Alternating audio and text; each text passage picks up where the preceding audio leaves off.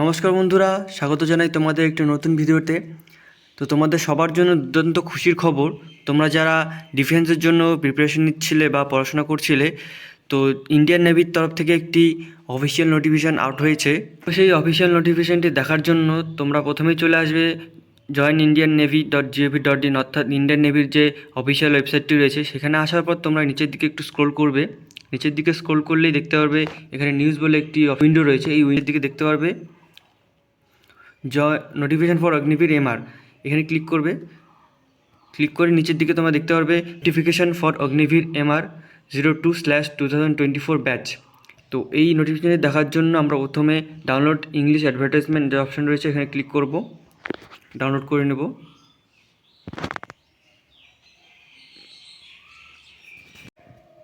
তো এই নোটিফিকেশানটিতে আমরা দেখতে পারবো এই ফর্ম ফিল আপ করার জন্য তোমাদের যে এলিজিবিলিটি কন্ডিশন লাগবে, কম্পিউটার বেসড টেস্ট কীভাবে হবে, তোমাদের এখানে এক্সামিনেশন ফি কত লাগবে, সিলেকশন প্রসেস কীভাবে হবে,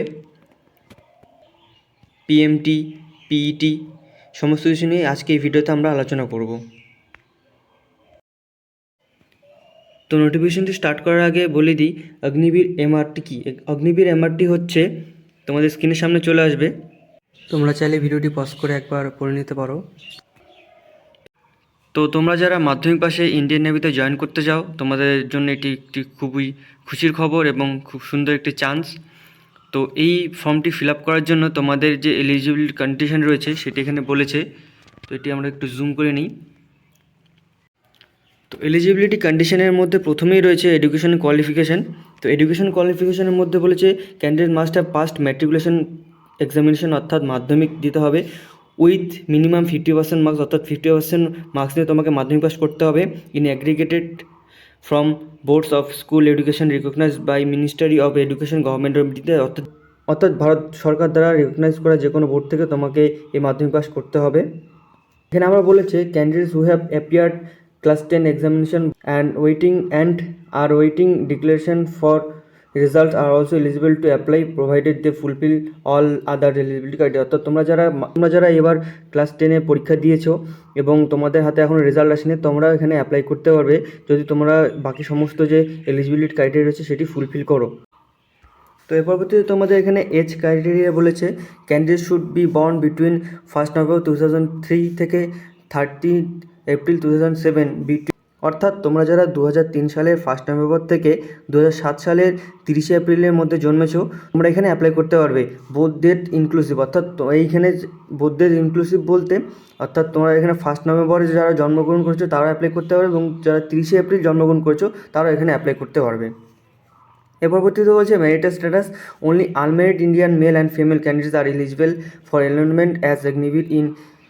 তোমাদের এখানে অবশ্যই আনম্যারিড হতে হবে এই ফর্মটি ফিল আপ করার জন্য, অর্থাৎ এখানে এর পরবর্তীতে তোমাদের এখানে আরও অনেক কিছু বলে দেওয়া রয়েছে। তোমাদের নোটিফিকেশনটা আমি প্রোভাইড করে দিব, তোমার নোটিফিকেশনটি একটু ভালো মতো পড়ে নিও। আমি তোমার পয়েন্টগুলি উঠেছে সেই পয়েন্টগুলি আমি এখানে তুলে ধরছি। তো এর পরবর্তীতে রয়েছে তোমাদের সিলেকশন প্রসেসটি কীভাবে হবে সেটি বলেছে। 17 নম্বর রয়েছে selection process of Agniveer MR 02/2024 batch will include in 2 stages. অর্থাৎ তোমাদের এই নোটিফিকেশনের দ্বারা যে সিলেকশন করা হবে সেটি দুটি ধাপে গঠিত হবে।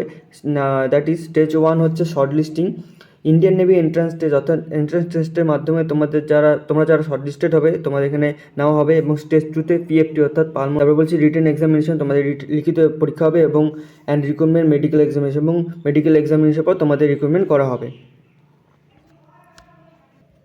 তো এখানে তোমাদের আরও এখানে শর্ট লিস্টের সম্পর্কে আরও বিস্তারিত বলেছে যে তোমরা যারা এন্ট্রান্স টেস্ট দিয়ে অ্যাডমিশন নেবে সেক্ষেত্রে তোমরা যে টেস্টের মাধ্যমে যে মার্কসটি অবটেন করবে সেটি তোমাদের এখানে নেওয়া হবে, অন্য কোনো মার্কস নেওয়া হবে না।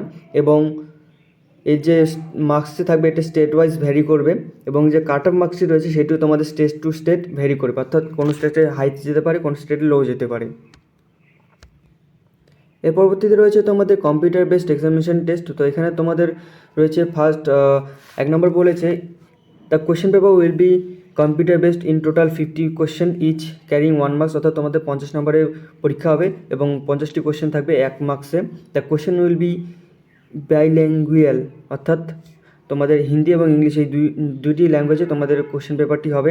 And objective type multiple choice, এবং তোমাদের কোশ্চেনটি হবে অবজেক্টিভ টাইপ অর্থাৎ মাল্টিপল চয়েস কোশ্চেন হবে। তারপরে তো এর পরবর্তীতে তোমাদের সি নম্বরে রয়েছে the question paper will comprise of 2 sections, অর্থাৎ তোমাদের এখানে 2টি সাবজেক্টে পরীক্ষা নেওয়া হবে। তো একটি হচ্ছে সায়েন্স অ্যান্ড ম্যাথামেটিক্স এবং আরেকটি হচ্ছে জেনারেল অ্যাওয়ারনেস। এর পরবর্তীতে যে ডি নম্বরে রয়েছে the standard of the question paper will B 10 standard syllabus, অর্থাৎ তোমাদের 10 স্ট্যান্ডার্ড অর্থাৎ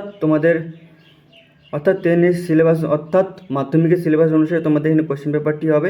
and simple paper question examination available on the website.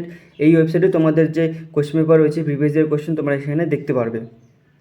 এবার রয়েছে duration of the examination will be 30 minute.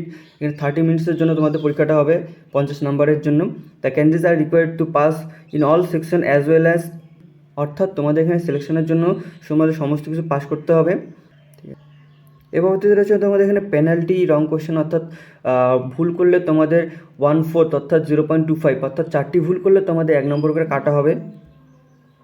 এবার বলেছে centre allocation for INET Indian navy examination টেস্টের জন্য যে তোমাদের অনলাইন এক্সামিনেশন হবে সেটি তোমাদের ফর্ম ফিল আপের সময় তোমরা চুজ করতে পারবে, এখানে বলে দেওয়া রয়েছে।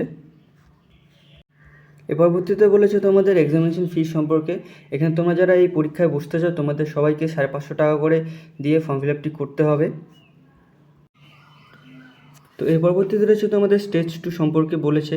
তোমরা যারা যে এন্ট্রান্স টেস্টটি রয়েছে সেই এন্ট্রান্স টেস্টটি পাস করার পর তোমাদের এখানে স্টেজ 2-তে নেওয়া হবে। এই স্টেজ 2-তে আসার জন্য তোমাদের এখানে বলেছে Aadhaar card is mandatory for stage 2, অর্থাৎ তোমাদের সকলেরই আধার কার্ড থাকা বাধ্যতামূলক এক্ষেত্রে। এই স্টেজ 2 প্রথমে রয়েছে ফিজিক্যাল স্ট্যান্ডার্ড অর্থাৎ PFT নেওয়া হবে, ফিজিক্যাল ফিটনেস টেস্ট। তো এখানে ফিজিক্যাল ফিটনেস টেস্টের জন্য তোমাদের প্রথমে এখানে বলেছে যে, তো এখানে তোমাদের জেন্ডার হিসেবে বলেছে মেলদের জন্য রয়েছে 1.6 কিমি রান 6 মিনিট 30 সেকেন্ডের মধ্যে কমপ্লিট করতে হবে, এবং মেয়েদের রয়েছে 8 মিনিটের মধ্যে কমপ্লিট করতে হবে 1.6 কিমি রান। এবং স্কোয়াটস বলেছে উঠাক বৈঠাক যাকে বলে, এখানে তোমাদের হচ্ছে 20টা কমপ্লিট করতে হবে। আর মেয়েদের জন্য রয়েছে 15টা। এরপর পুশ আপ মারতে হবে 15টা ছেলেদের জন্য, এবং মেয়েদের জন্য রয়েছে 10টা। এবং ব্যান্ড নি সিট আপস করতে হবে তোমাদের 15টি দিতে লাগবে ছেলেদের জন্য এবং 10টি দিতে লাগবে মেয়েদের। তোমাদের এখানে মেডিকেল এক্সামিনেশন নেওয়া হবে। এই মেডিকেল এক্সামিনেশন কী হবে?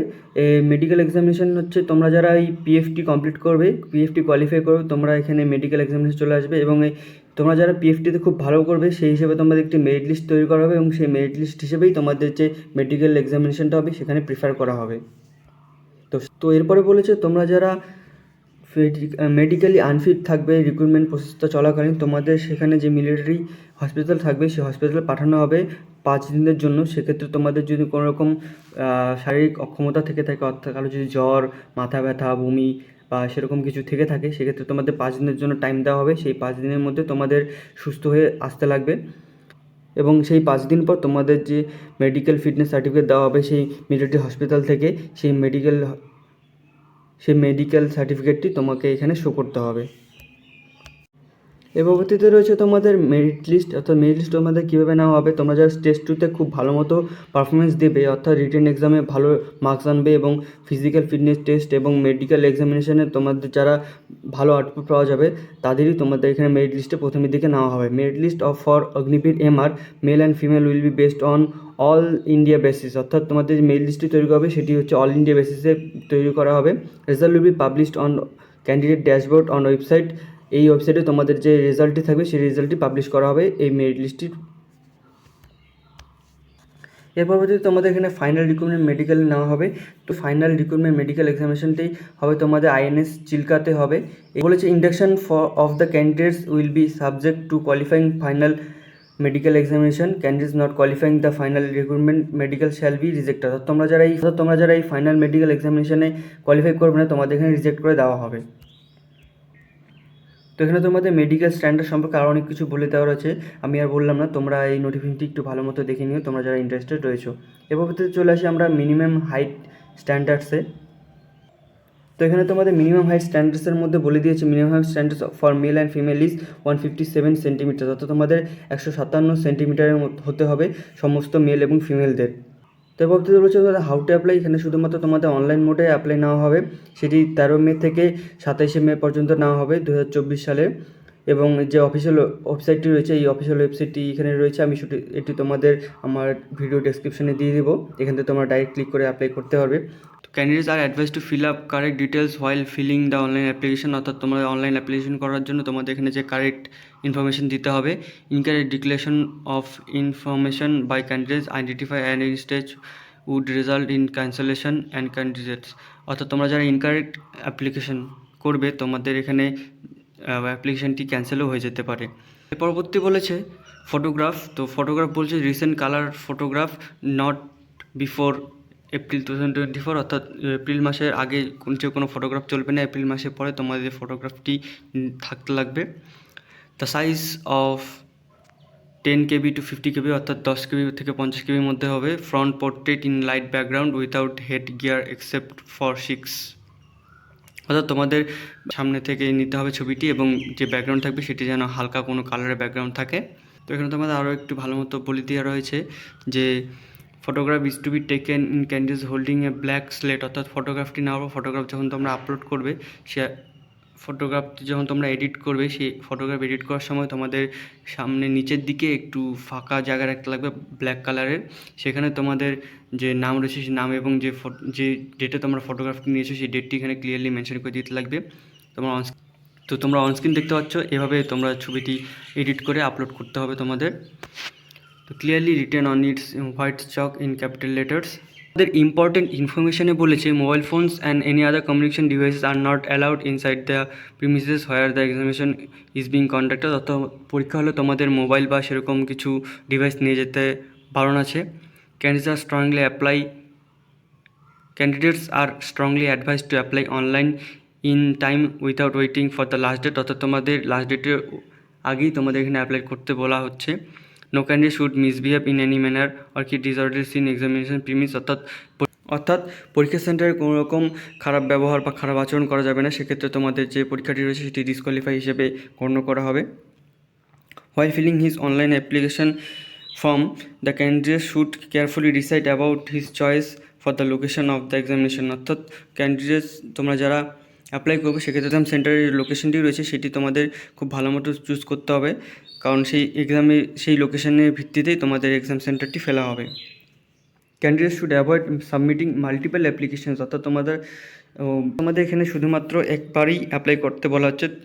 If more than one application is received from a candidate his candidature will be cancel, অর্থাৎ তোমরা যদি একের বেশিবার অ্যাপ্লাই করে থাকো সেক্ষেত্রে তোমাদের যে অ্যাপ্লিকেশন রয়েছে সময়টি সম্পূর্ণভাবে ক্যান্সেল হয়ে যেতে পারে। তো এখানে আরও বলেছে তোমাদের এখানে 3 দিনের জন্য তোমাদের এডিট করার জন্য যে উইন্ডোটি থাকবে সেটি ওপেন করা হবে। তো তোমরা যদি কোনো রকম ভুল করে থাকো সেক্ষেত্রে তোমরা 3 দিনের মতো টাইম পেয়ে যাবে সেই অ্যাপ্লিকেশনটি কারেকশন করার জন্য। এভাবে তোমাদের এখানে বলেছে লাস্ট ডেট সম্পর্কে। Last date of online application হচ্ছে 27 মে, অর্থাৎ 27 মের আগে তোমাদের অ্যাপ্লাই করতে বারবার বলা হচ্ছে। তো এই ছিল আজকের ভিডিও।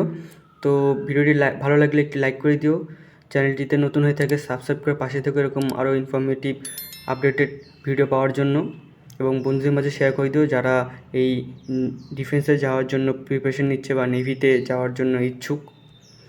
এবং তোমরা যারা অ্যাপ্লাই করতে চাও এর জন্য তোমরা আমাকে কমেন্ট করে জানিও, আমি এর যে অনলাইন অ্যাপ্লিকেশন রয়েছে স্টেপ বাই স্টেপ সেটি সম্পর্কে একটি ভিডিও আনবো। তো আজকে ভিডিও এখানে থাকলো, দেখা হচ্ছে পরের ভিডিওতে। Thank you.